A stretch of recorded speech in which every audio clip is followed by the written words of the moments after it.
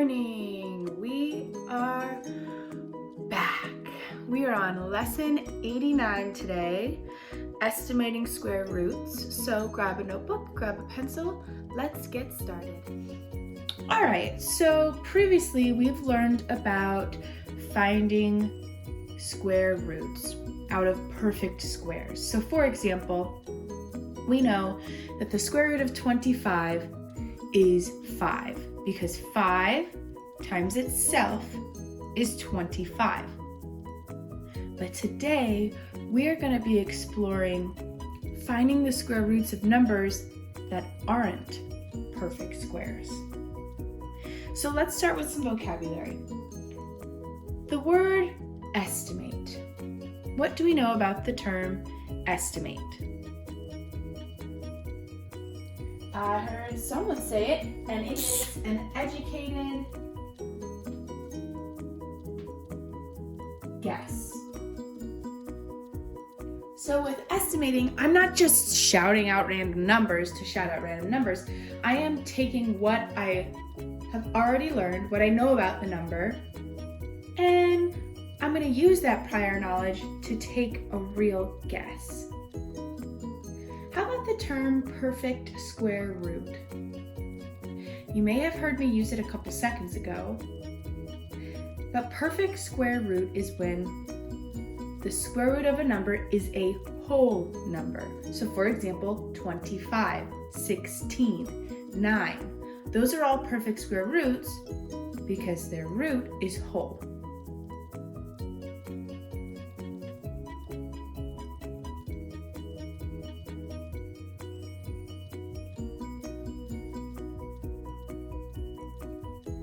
Okay, let's start with some square roots that we already know. The square root of 64, aka what number times itself equals 64. If you're not sure, take an educated guess. Let's start with 5. We know 5 times 5 is 25. Now 25 is less than 64, so we're going to have to go bigger than 5. Let's try 7. 7 times 7 is 49. Still not big enough to be 64, so let's go up another one. 8. What's 8 times 8? 64. So the square root of 64 is 8. Now that we know that the square root of 64 is 8, let's use our same educated guessing to find the square root of 81. We know it's going to be bigger than 8 because 81 is bigger than 64. So what's 9 times 9? 81. So now using that same logic where we guess and check, let's find the square root of 400. So let's start with a number that we know. We know the square root of 100 is 10. Because 10 times 10 is 100. So we know this number is going to be bigger than 10. My next natural guess would be 20, because I know 2 times 2 is 4, so maybe that's close. So let's try 20 times 20. And we get 400. So the square root of 400 is 20.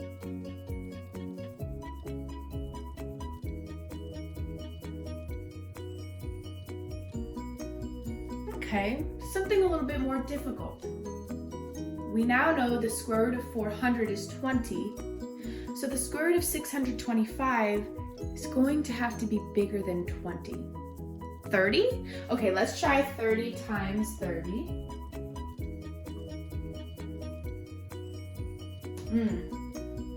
Too big, but I'm going to write that down so that we can remember. The square root of 900 is 30. So we're going to have to go smaller than 30, but bigger than 20. 25? All right, let's try 25. This one might take me a little bit longer to solve because I don't know it off the top of my head. 5 times 2 is 10 plus 2, 12. 10, 5. Oh, I heard some people say, there we go. So the square root of 625 is 25.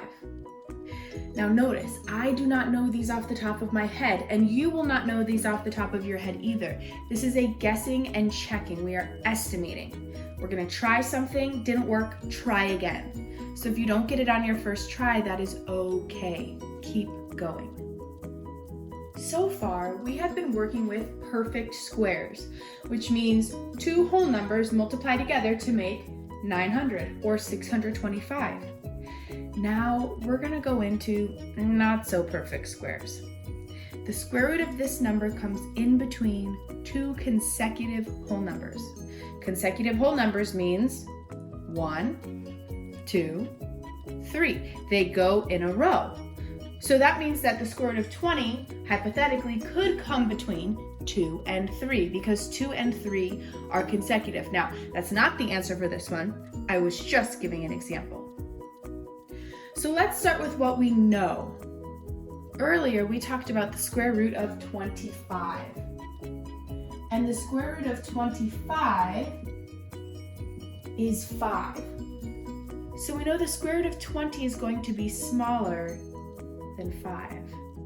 So what's a number smaller than 5? 4? Okay, 4 times 4 is 16. So do you notice how we went in chronological order, consecutive order, 4, 5, but the squares of these numbers are not quite 20. So that means that the square root of 20 will come in between 4 and 5. So the square root of 20 is in between 4 and 5.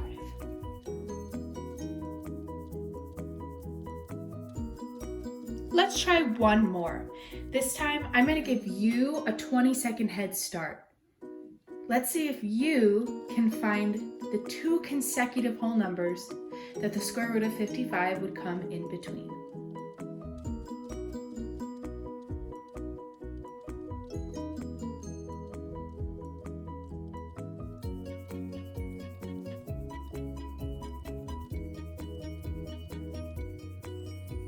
If you started out with a guess, you're on the right track. So I'm going to use my prior knowledge. I know that 10 times 10 is 100. So the square root of 100 is 10. The square root of 100 is larger than the square root of 55, so I have to go less than 10. I know 5 times 5 is 25. So the square root of 25 is 5, and 25 is less than 55, so it has to be somewhere between 5 and 10. My next guess would be 7. And 7 times 7 is 49. Okay, I'm getting closer. So I know it needs to be bigger than 7. My next guess would be 8. And 8 times 8 is 64.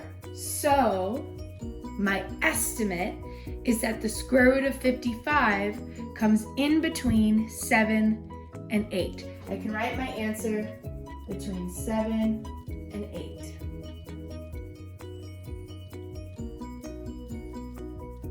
Very nice work today. That is all we have. If you did not get enough notes down, rewind the video to get some notes down because they will be helpful. You know where to find me on my live chats. If you have any questions, join there in Teams. Otherwise, I will see you tomorrow.